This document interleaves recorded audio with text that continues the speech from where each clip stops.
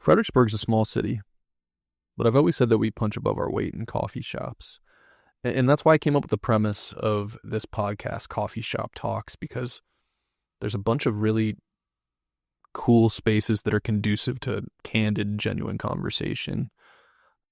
But as you'll notice from the crunching of leaves, we were not in a coffee shop this month. I got invited to talk to a woman named Marty Hadge. Now, Cindy is an internationally recognized educator, and she goes around to service providers, teaching them how to provide peer support as an alternative to commitment or to medication for people who hear voices or who are in extreme states and dealing with trauma. And Cindy was in town to talk to providers at the RACSB. So I actually, texted and I said, hey, what kind of coffee drink do you want? I went up to Hyperion. I ordered a white chocolate frozen mocha, which is kind of a, if you know, way to order the drink the way it used to be on the menu. Probably really annoys the baristas, but it lets them know you're an OG. And I got Cindy, an iced mocha, which is what she requested. And we took a really, really, bucolic walk down to Old Mill Park and sat down for a conversation about the work she's doing, and the impact that it can have and the impact that it's had in her own personal life. And I was just really grateful for the conversation and to hear her perspective. Fredericksburg is on the way home for me. Set something up here. Where are you based? I'm from Massachusetts. Okay. So Cindy, I guess if we could start, what do you do? What is your lane? What do you do? Okay, so my official title at work is Director of Collaborative Opportunities. So that can be providing trainings to commitment lawyers. That could mean providing trainings for the VA. So if a group says, we want to be more trauma informed, or we want to figure out how do we best work with people who have unusual beliefs or hear voices or visions, what do we, can you help us out? Mm-hmm. Here, I'll get on the other side so we can sit and talk. So there's been different, something like there's a legal aid group in a different state that they had a family who had seen their dad get killed by the police. And they wanted to prepare them to testify and hopefully not worsen the trauma. Right. And so they had me come in and talk to them about that. How to do this in a trauma-forward way. If someone started to get overwhelmed, how do you bring him back to the present moment, right? Like you're diving into a horrible experience, but then how do you get them out of it? Right. And that there is this huge value to being seen, heard, and validated, but you also need to get back into the present. Like it could potentially be a very healing or horrible event. So what's your connection to the Hearing Voices Network?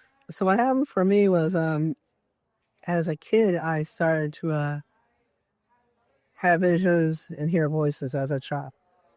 And they were actually mostly good, helpful. Some of them were hard, but they were still helpful. Like angel on your shoulder? Well, I actually, when I was in the hospital, I had a bone graft. I was born with a bilateral lip and cleft palate, and they put a bone up here so I'd have solid. It got infected. I was in the hospital, and they took the kids who could walk out in the hallway, and what I saw was an angel. And as she got close with me, there was light all around her. When I felt that light, it was the first time in my life where I felt love and goodness. And I thought, wow, I could be all right if I could stay close to energy. And I was in How old were you? I was 6. Okay. And my family Now, my parents were doing the best they had with what they had, but it wasn't very good, if you know what I mean. Under. And it was a very chaotic household. Uh, they were both active alcoholics. And so in my childhood, I would like stuff my feelings and just try to figure out how to stay out of trouble. Like I'd be focusing on everybody else, and ignoring my stuff, and I could never figure it out. I could never figure out how to be safe, how to be good enough, how to whatever. And and instead of blaming people who were hurting me, I would blame me, because I wanted to think if I could just do the right thing, I would be safe. That was just, I wanted to believe that more so than I wanted to believe this is a really bad situation. I don't have control. Right. Right. So as I got older, the voices became way more difficult, and they held a lot of the memories and the feelings. Sometimes I had what I would call a spiritual experience, but a lot of times I felt more haunted by my voices. And so I had voices that would repeat the things that I was told. It's all your fault. Look what he made me do to you. Don't tell, or someone will get hurt. You'll hurt the family. Like a lot of shame and guilt things. Right. And I drank and I drugged because I didn't want to think, feel, or remember. And it worked until it didn't work. And then when I got a year clear and sober, people said, "Aren't you proud?" I said, "No, I have feelings. I have nightmares. I don't know how to live using or not using." I got into the mental health services. And pretty quickly they said to me, "Don't worry, we just have to get you on the right cocktail," which I thought was funny to tell an alcoholic that. And I also thought it was great because that was my theory. With the right drug in me, the life is livable. I ended up on disability. I was receiving Department of Mental Health Services in Massachusetts. And I was waiting for somebody to fix me. I was waiting for the right pill. I wasn't telling people what I thought or heard, because I worried if I did that, I may end up in the hospital. And Were hospitalizations in themselves traumatic for you? well, yeah, because oh, Sunday is a good thing you came. We're gonna help keep you safe. Now take off all your clothes in front of a stranger. Put them in a paper bag, Right. Or they I'm a person who would end up in isolation for days. And there are also like good things in there too. Like there were people who were helpful, but the force or the coercion were not. Like it replicated trauma. You know what I mean? Like I feel powerless. Right. And a lot of the messages I got to trauma I felt were echoed in mental health services, that be compliant. Yeah, I've never considered that before, that the lack of control and being told what you have to do can mirror. Well, absolutely. Like my dad would say, "Make it easier on yourself." And then at the hospital it was, "Be compliant, make it easy on yourself," or "You should be grateful." And the hospital would say, "You need to accept your diagnosis and living a limited life. That's part of your recovery." It just sounded the same to me. And I know that wasn't the intent, Right. but that's what it did. I mean, oh my gosh, I'm somebody who experienced sexual assault as a kid, and then you're in a hostel. I used to argue with Steph, "You can't call me Harry." And they were like, "Why?" I said, "Because you're following me around. Because when I'm trying to sleep, somebody's coming in quietly in the middle of the night with a flashlight." That mirrored my childhood. Yeah. I'm waking up to somebody standing over my bed, not Yeah, the intent was very different, but the way that the impact or the way it made you feel was the same. Well, so it was. I got to this point where I'm on Thorazine. I'm like, if this is as good as it gets, not interested. And then I remember how peer support in the form of 12-step had helped me. Was there something like that around this? I put into Google peer support and mental health. And then I found out I lived within walking distance of a Hearing Voices group. And at the time, there were only 5 in the whole United States. And I went to the group. We could sit in a circle. I was sitting in a chair behind the circle. You know, I had lost all my social skills. The only people who talked to me were people who were paid to talk to me. I didn't trust anybody. But, you know, the joke was I was isolating with people. But I listened. So I needed to see, like, I needed to come back the next week and see that nobody got in trouble. You know, for saying what was going on. No bad. being real. Yeah, exactly. And I learned a lot from hearing how other people navigated experiences. And then when I finally did talk, you know, they would tell me, you know, I needed to become the expert of my experience. And so like just at one point, I had a voice telling me to kill myself. I knew not to say that to the psychiatrist.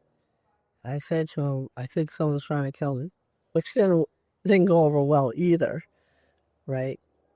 I could go to the group and say that, and they said, well, when did you hear it? I said, all the time, because it felt like all the time.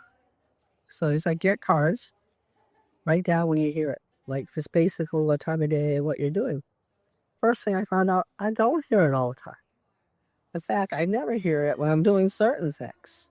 So right there shifted the balance of hours.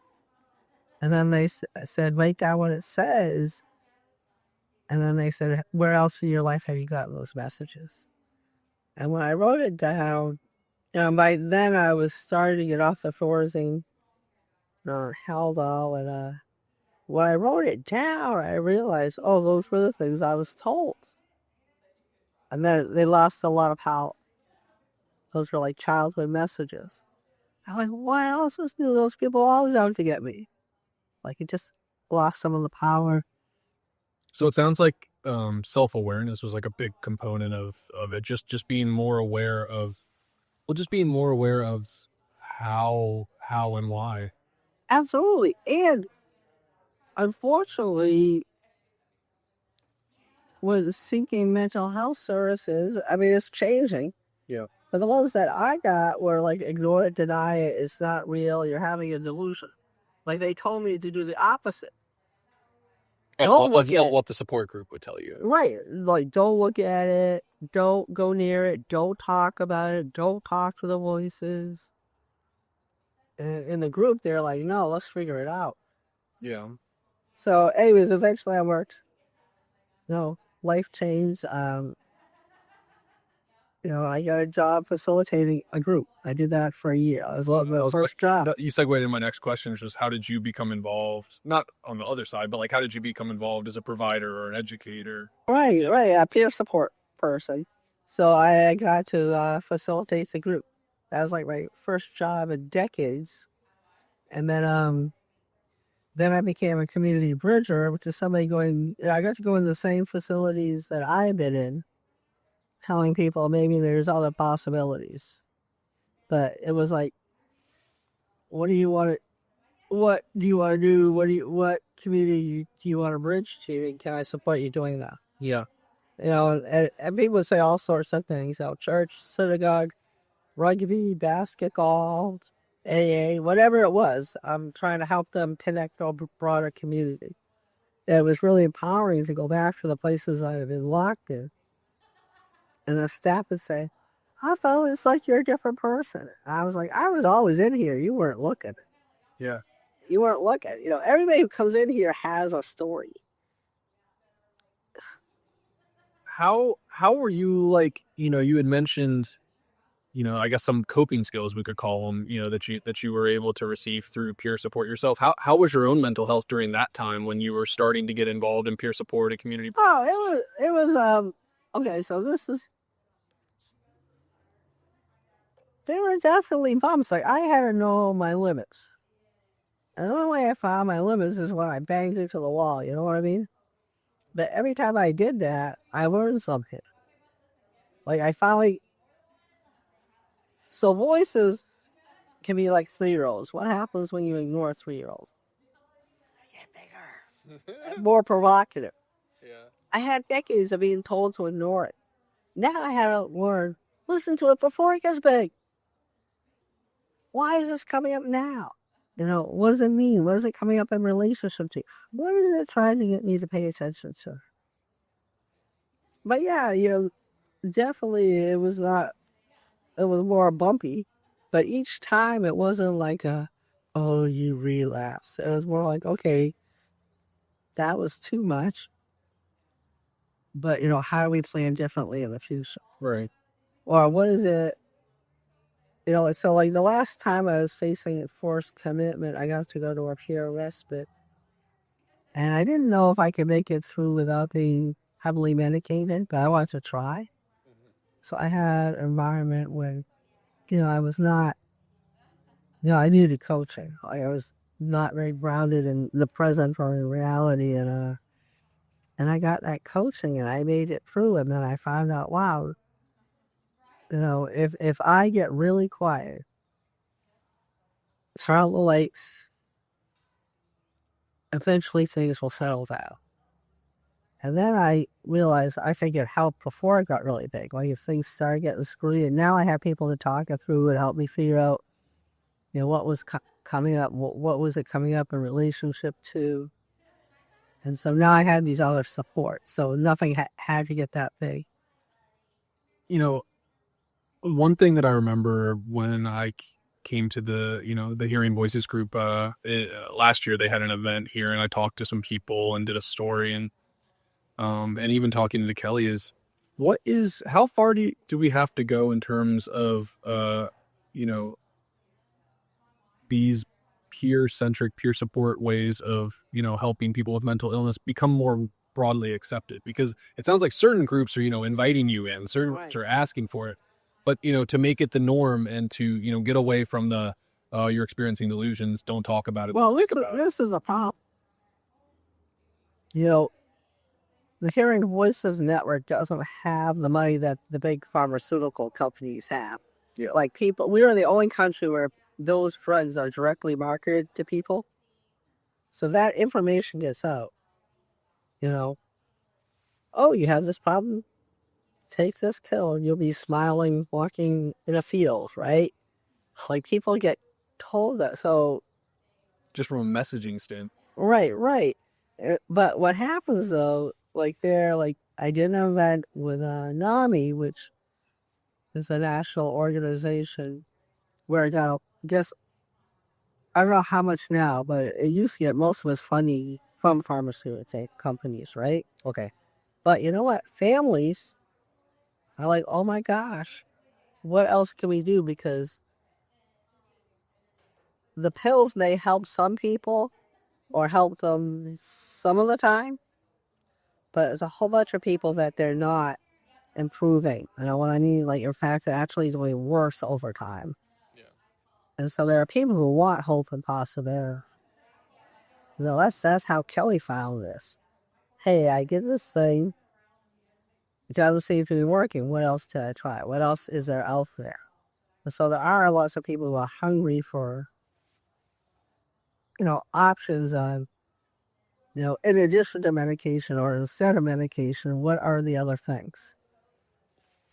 Can this peer support model work in concert with medication? Absolutely. Okay, yeah. Absolutely. So if I if I got into a space where I couldn't sleep, absolutely I would. The difference is I would be making that decision. Right. It's like the agency of it. Right. And so part of trauma is not having control or choice. And so everybody's got to figure out what works for them. for instance, when my mother died, I went to the psychiatrist. I said, give me Haldol. And I went to the group and I said, I want to take Haldol this month. Because I want to see people who hurt me that I haven't seen in years. And I'd rather look like a zombie than be committable. And everybody in the group said, great decision. Great decision, right? So I got to figure out, but then there's other people say, oh, you're taking Haldol, you're going to be out the rest of your life. No, I'm going to take it during this particular moment in life. And yeah, so absolutely. And usually it is a combination, right? Yeah. When you come and speak to groups like the one here or the one you spoke to in Portsmouth, what's the message? How do you go about it? Do you listen? Do you go around? Like so the work you're doing now, like how do you approach it? It's different for different groups. So part of it is this hearing voices movement has been around since 1988. Okay. Not in this country. UK, right? Netherlands and UK, right? Actually, from the first group started in the UK, but the psychiatrist and the voice hearer he was working with, that was in the Netherlands. And so there's been a ton of research. And then, when you try to present that in the US, they say, well, let's do it in the US. And so I was part of a research project. And so there's beginning to be, Gail Hornstein is publishing papers on the benefits of hearing voices curse. But it depends on who I'm talking to. So I might present some research about the correlation of trauma and hearing voices and how to heal from trauma that there's late past. Sometimes I just tell my story. But my goal is this, for people that have more possibilities. Right? There are people who sincerely want to help people and they're frustrated because what they're doing isn't. Right. So I want to say, there's more possibilities, right? Did you speak at the RACSB today? Yeah. Did you speak to like their providers or like what was the group like? Great. It was great. And then I said, well, I want to speak, I wanted the group separate, or let me talk to the people providing services and then talk to the other people. I want people to be able to talk without being worried. Yeah. Well, what is the Wildflower Alliance? Okay, what is it? It is it's a nonprofit. It's an organization where everybody there has lived experience, meaning however they define it. Could be, I've had grief. Maybe I have had a mental illness diagnosis. Maybe I've been incarcerated. Maybe I had a problem with drugs and alcohol. People get to so it's a pretty wide umbrella. Oh yeah, really. Like if you were coming there if you had, there's some people would never say a diagnosis, but they say I've had heart attacks. Fine, right? And so we have community spaces. We offer alternatives, not because we think any of them is the answer for everybody, but just so people have some choice. And we do a lot of trainings. We do trainings on an international basis. Yeah. I keep thinking about, when you Googled peer support, mental health, when you were going through it. And if you hadn't thought to think of that, if you hadn't thought to try something other than commitments or, cocktails, where do you think you'd be? I would probably be dead either from suicide or dead from the amount of drugs that were giving me. Yeah. I didn't know it, but if you take Haldol, it says your cortical lining of your brain. Really? Yeah. And I've been taking it off and on for 20. I was a shaky, twitching, falling down person. I would spontaneously fall down. I would say, oh, a baller. I wonder if my hands will get in front of me before I land. Like that. So you could already see like long term, like lasting effects. Oh yeah. Yeah. So I had to get off those antipsychotics. I could not use a phone because I shook too much. Now, I could do one with a regular keyboard. It took a while. It took a while to get that stuff back. And then when I'm tired, I will start shaking again, Yeah, and people gain, a lot of people gain a tremendous amount of weight. I gained a lot of weight just on Lexapro. Yeah. Yeah, so it's like, but I'm not going to judge because, I just want to give people information so they can make the best decision. Yeah. Right?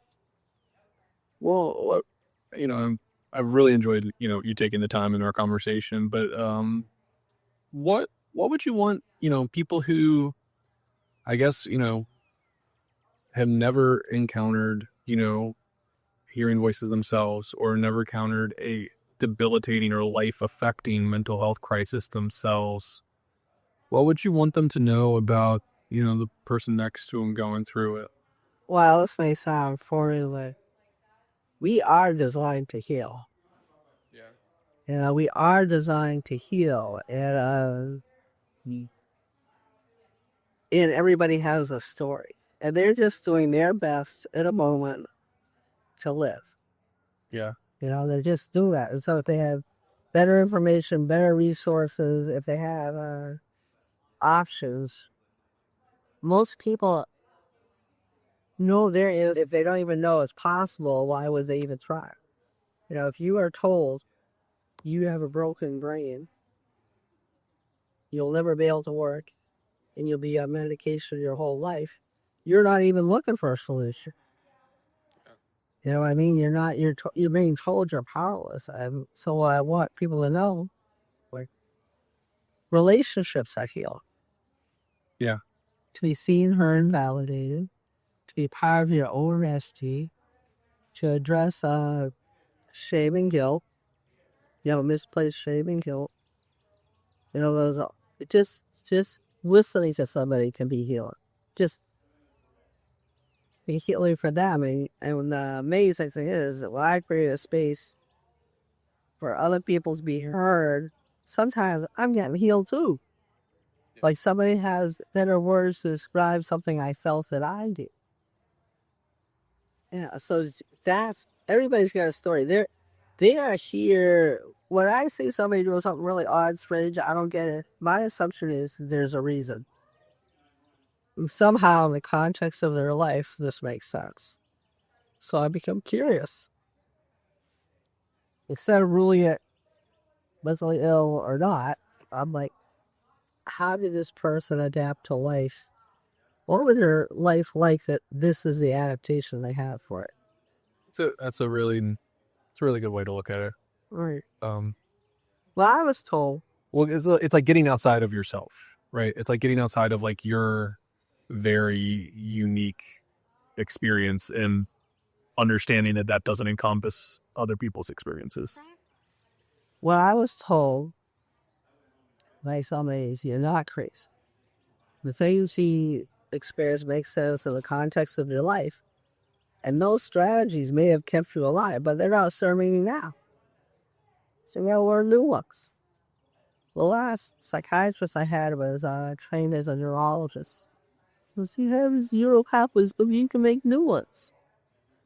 Like he believed in neuroplasticity, that, I adapted this way, and I can change that. Yeah. Well, Cindy, thank you so much for taking the time. That's been a great conversation. I really enjoyed it. Coffee Shop Talk is a monthly Fredericksburg Free Press podcast. Once again, I'm your host, Joey LeMonaco.